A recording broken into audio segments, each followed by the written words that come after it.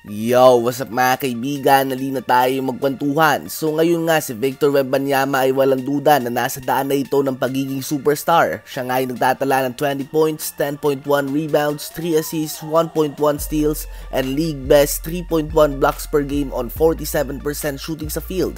Ginagawa niya nga ito sa limitadong minuto at wala pa siyang matinong point guard. Nagtatala nga siya ng one of the best rookie stats sa kasaysayan ng NBA. Sinasabi nga ng madami na ang next step na kay Wemby ay ang magpalaki ng katawan.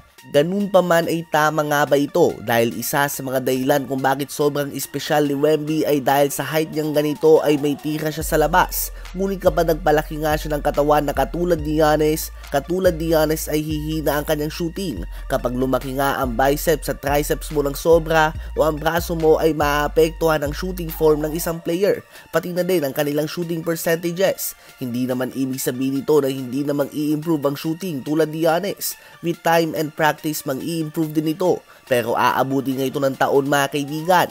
Ito nga ang dahilan kung bakit hindi nagpapalaki ng katawan si KD. May iba din na katulad ni AD at Kawhi na nang nagpalaki na sila ng husto ay napadalas din ang kanilang injury.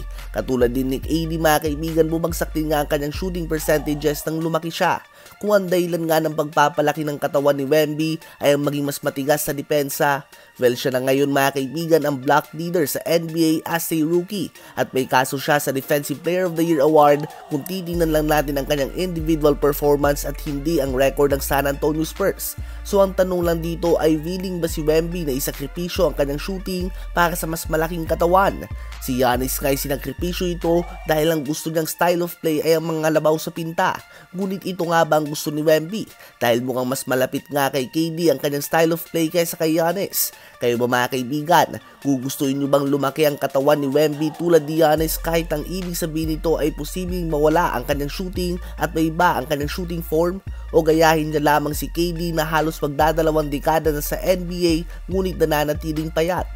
Habang muling nakuha ng Strong Group Athletic Team Philippines ang panalo sa Dubai International Championship kontra sa team ng Lebanon sa score na 104-95. Nangindikit nga ang game na ito mga kaibigan. Sa Lebanon nga napunta ang first half, ngunit solid adjustments naman ang ginawa ng ating coaching staff sa halftime, kaya naman sa atin napunta ang second half. Naging involved din ng crowd sa game na ito. Madaming asaran at kantsawan na naganap. Nanguna para sa atin ang 3-time Defensive Player of the Year winner Dwight Howard, nagtala ng 32 points, 7 rebounds, and 5 blocks on a very efficient 12 of 13 shooting sa field at 8 of 9 shooting sa free throw line.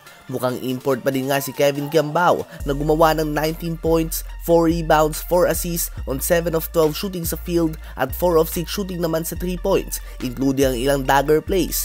Bumawi naman si Kuya Andre Blatch with 18 points, 6 rebounds, and 4 assists on 6 of 10 shooting sa 3 points at kasama nga dyan ang 4 na 3 points sa 4th quarter lang.